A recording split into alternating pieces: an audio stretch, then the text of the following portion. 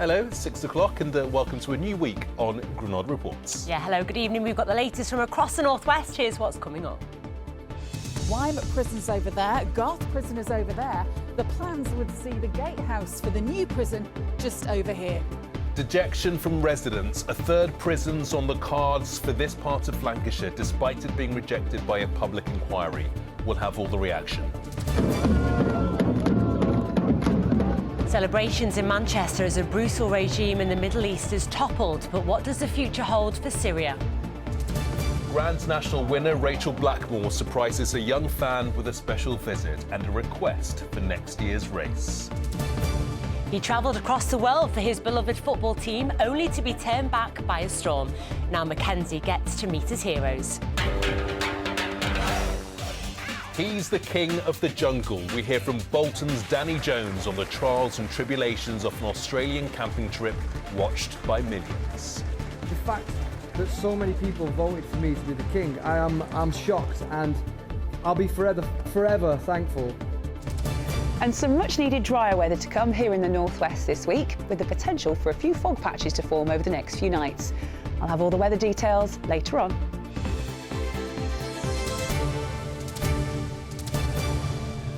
Well, first tonight, just last week, the Prime Minister vowed to tackle what he described as overflowing prisons. Already thousands of inmates have been given early release by the government. And now a new super prison is set to be formed in Lancashire after a new third site was approved by the Ashton MP and Deputy Prime Minister Angela Rayner. That's despite years of resistance from the community in the rural Walton near Chorley and the public inquiry rejecting the jail in the area because of the impact on local roads.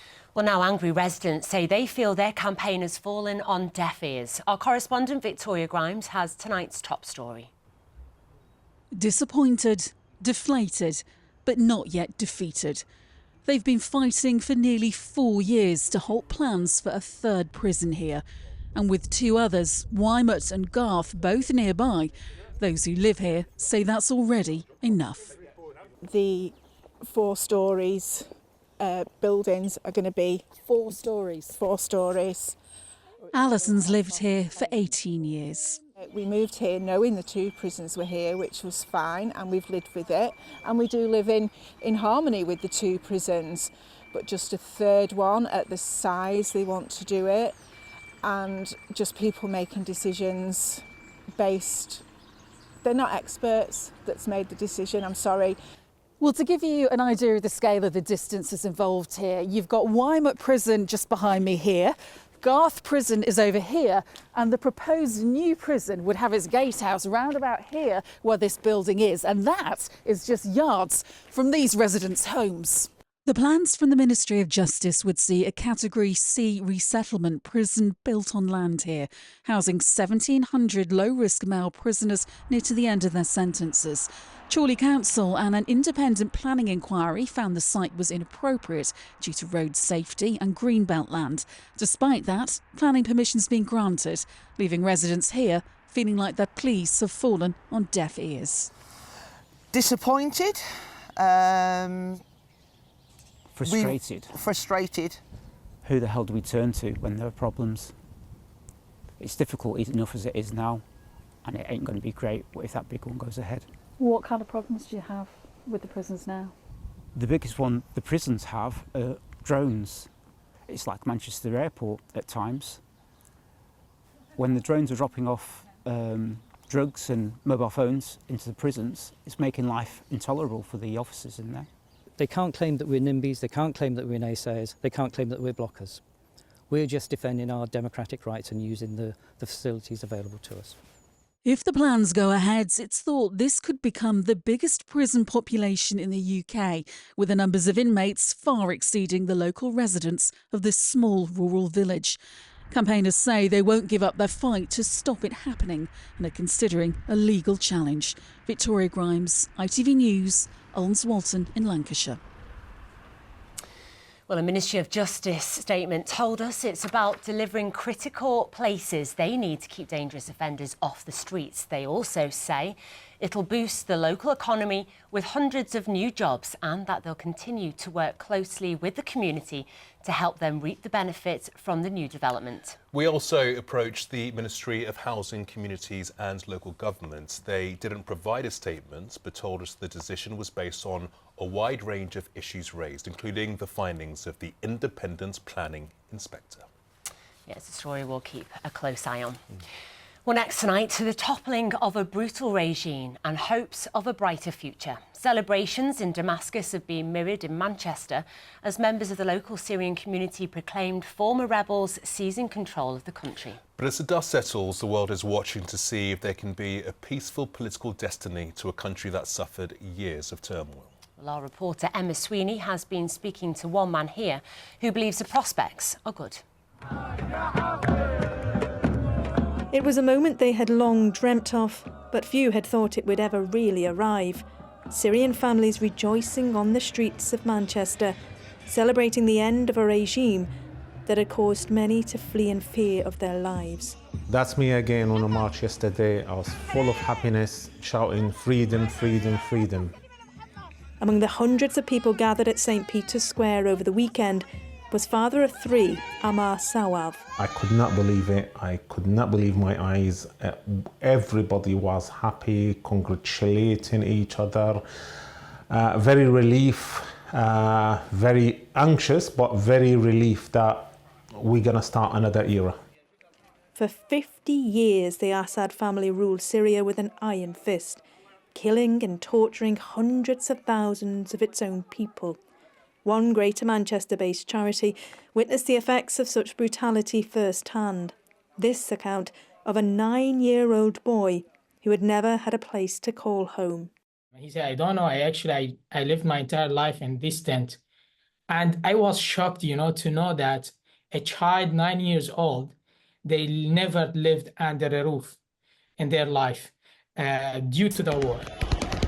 In the end, it took just a matter of weeks for Bashar al-Assad's government to collapse in the face of opposition forces, leaving fear to give way to joy.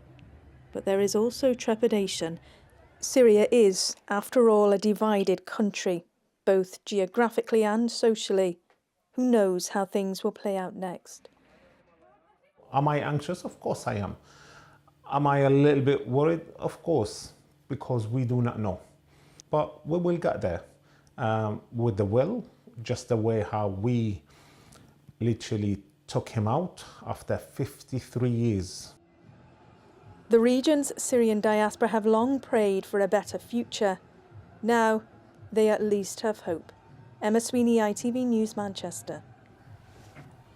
Well, next tonight, a number of people are tonight still unable to return to their homes after a fatal fire in South Cumbria. Dozens of firefighters were called to the apartment block in Kirkby Lonsdale yesterday morning. Well, reception centres have been set up at the Methodist Church for people who were forced to leave nearby homes and also guest houses. A cordon remains in place as structural engineers assess the damage, as Ryan Dollard reports. A family in mourning, homes and businesses destroyed. A community reeling when it should have been preparing for Christmas. The fire, which raged here early on Sunday morning, saw those in danger pulled from their beds to evacuate as onlookers gazed on in awe as 16 appliances fought the flames. 7 o'clock in the morning, getting kicked up, there's a fire, having to get all the guests outside literally as quick as possible with the pyjamas and whatnot wasn't ideal. A little bit scary, to be fair. With the fire long extinguished, the street remains closed as investigators attempt to determine what caused it. The community, though, has rallied round to support its own and those whose holidays here took an unwelcome turn. There are people who have lost their houses and all their belongings.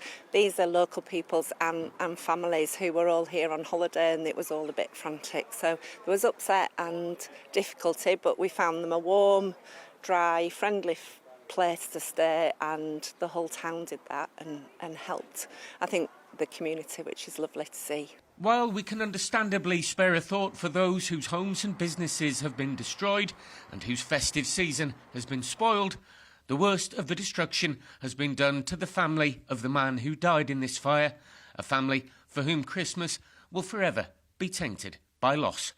Ryan Dollard, ITV News, Kirby Lonsdale. Some of the day's other news now, and a man killed in Storm Darragh after a tree fell onto his van in Lancashire has been named locally as football coach Paul Fiddler. Paul, who was in his 40s, suffered serious injuries and died at the scene at the A59 in Longton near Preston on Saturday. Lytham Town FC has paid tribute to a well-loved coach and friend.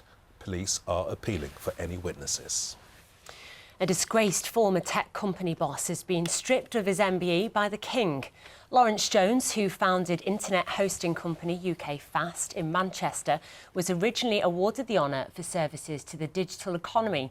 The 55-year-old was convicted last year of the rape of 2 women and the sexual assault of a third. Well, you're watching Granada Reports, and there's lots still to come, including... Arise, the king of the jungle. It's a Northwest 1-2 in the final. I'm a Celebrity. And at last, high pressure across the UK. Find out what that means for us here in the Northwest in the weather forecast in a few minutes. Right, let's cross to Mary with what's to come on the national and international news at 6:30.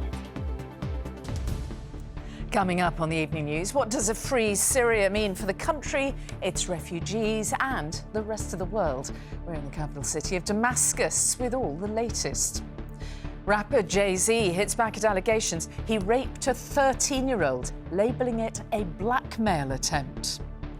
And the nominees for next year's Golden Globes have been revealed. Who leads the way and who missed out? But do join me for those stories and more at 6:30. Still yet to watch Wicked. Me too. Can't wait. I really, really want to watch it, but at the same time, I haven't seen it in the West End yet, and I kind of want to watch that first before I watch the film. Oh, well, if you want to go right back, you need to read the book, then go to the theatre, then the cinema. Yeah, and then go back to the original, Wizard of Oz. I'm clipping my shoes here. There's no place like home. How embarrassing. Well, next, to the surprise of a lifetime for a 9-year-old boy from Liverpool. Oh, yeah, Joshua Duckworth has grown up going to the races with his dad, so it's fair to say he was already excited about having a lesson all about the Grand National today. But what Joshua didn't know is that the jockey and previous national winner, Rachel Blackmore, would be paying a surprise visit to his school. And she had an even bigger surprise just for him. Our correspondent, Elaine Wilcox, takes up the story. Before she was 1, she'd been to a point-to-point meeting. Racing mad Joshua and his classmates were enjoying a lesson all about the first female jockey to win the Grand National. Hi everyone! When she walked in. Were you watching me on the screen? Hands up if you like horses. Everyone likes horses! Yay! Happy to field questions just as challenging as Beecher's Brook and the chair. How was it when you first went on a horse? The first time, I'd say it was only 2 or 3, so I can't even remember. Can you remember when you were age 2? No, it's too long ago. Then came the special invite.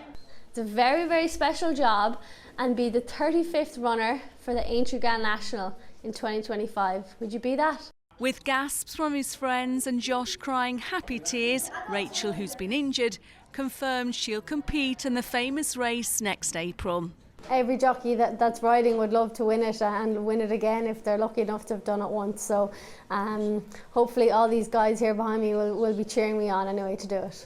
Now you won the National in 2021, COVID times, no crowd there and no pressure on you because you promised to come back to the school if you win. Oh, yeah. So they'll all have to cheer me on and we'll be doing our best.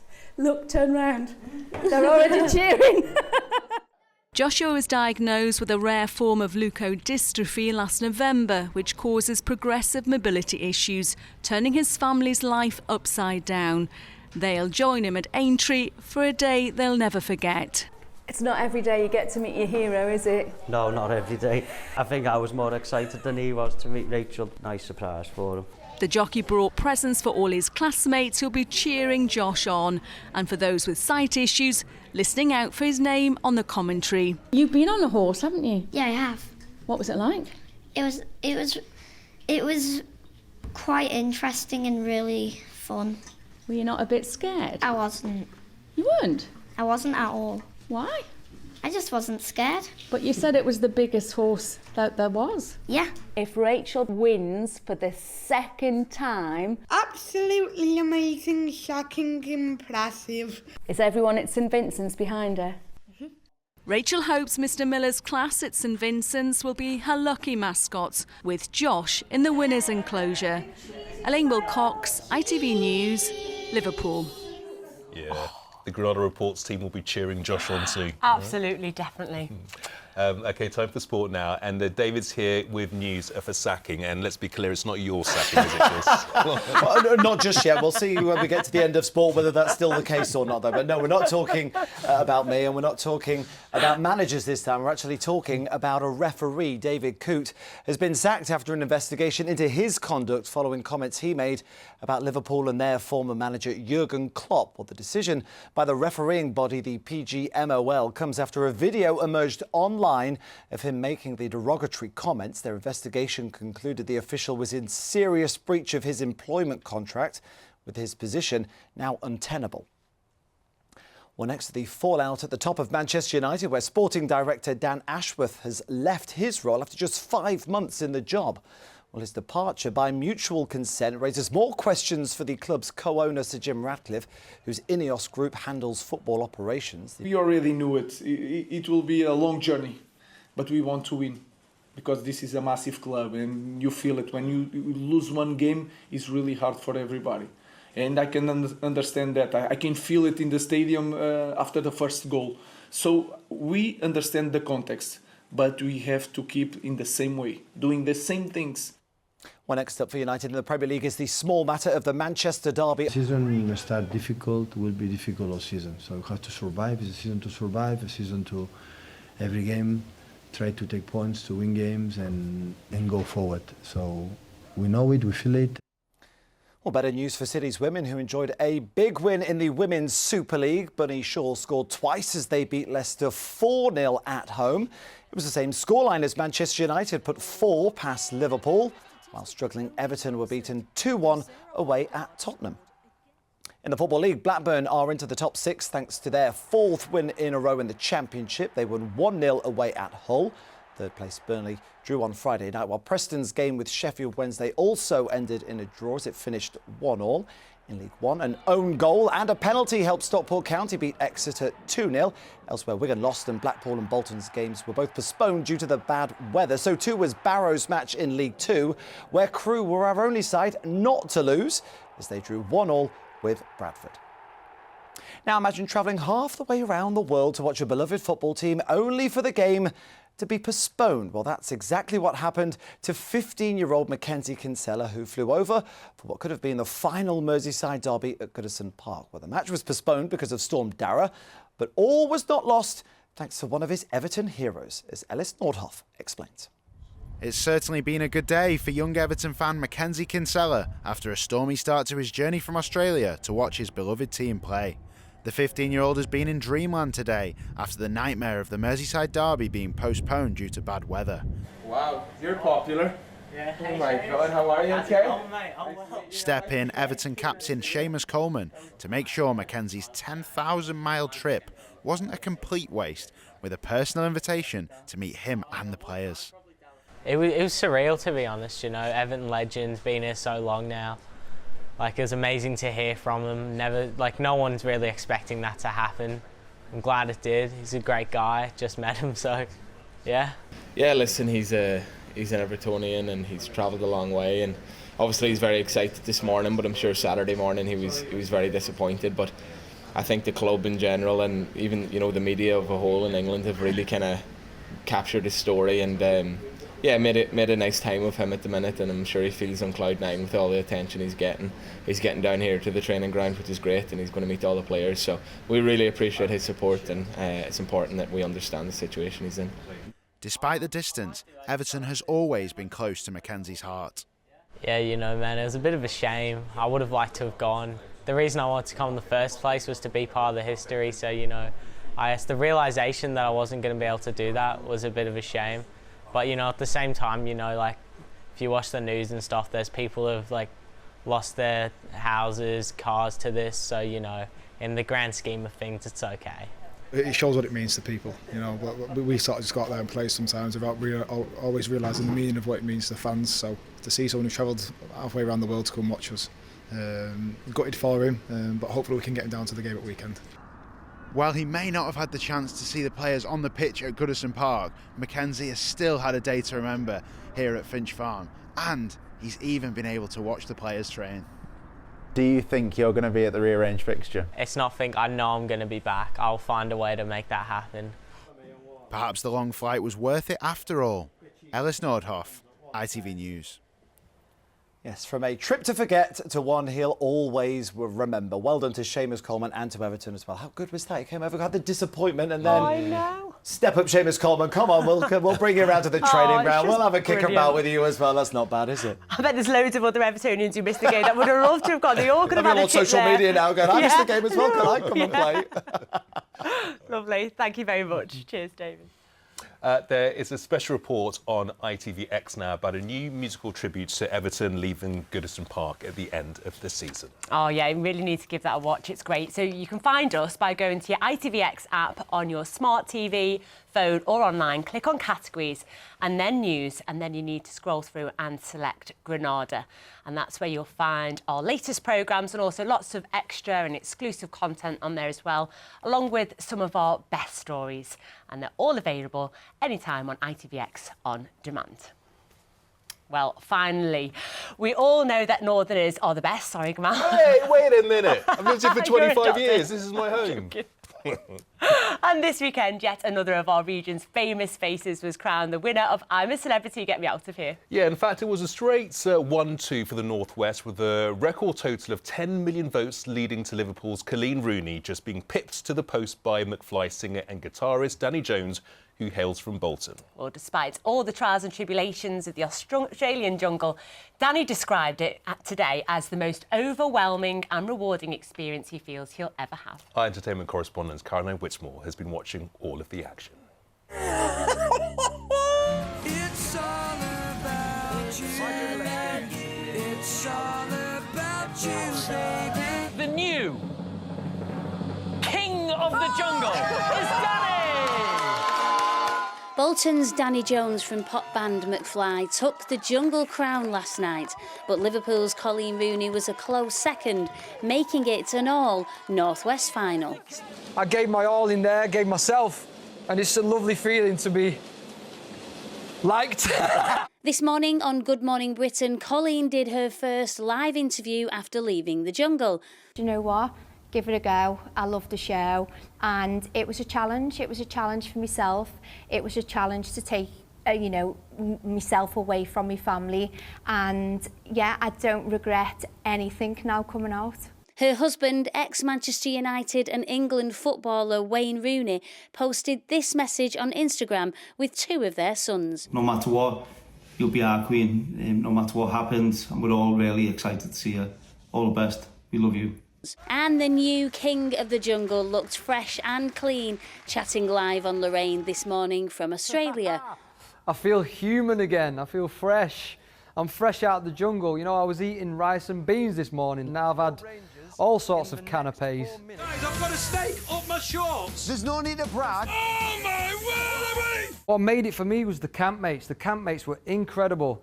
They had questions, and they listened, and we chatted, and we got to know each other so well. It was the most overwhelming, amazing, rewarding experience I think I'll ever have in my life. McFly have had a pretty good track record of winning reality shows. Harry Judd won Strictly Come Dancing back in 2012. Dougie Poynton was also crowned King of the Jungle 13 years ago. And now it's Danny's turn with a triple win this year. Back in January, he surprised everybody by winning The Masked Singer dressed as a piranha.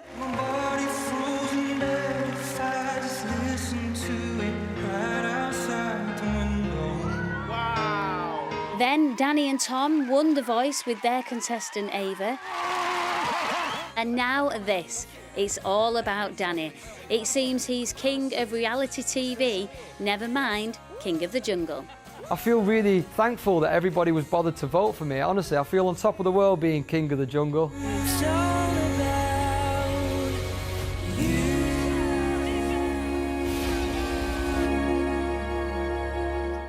I mean, the man's taken his punishment. He's had to dress up as a piranha on the telly and endure all of that as well. Give the man a knighthood. Absolutely, but I can't wait to have a proper sleep in a nice bed.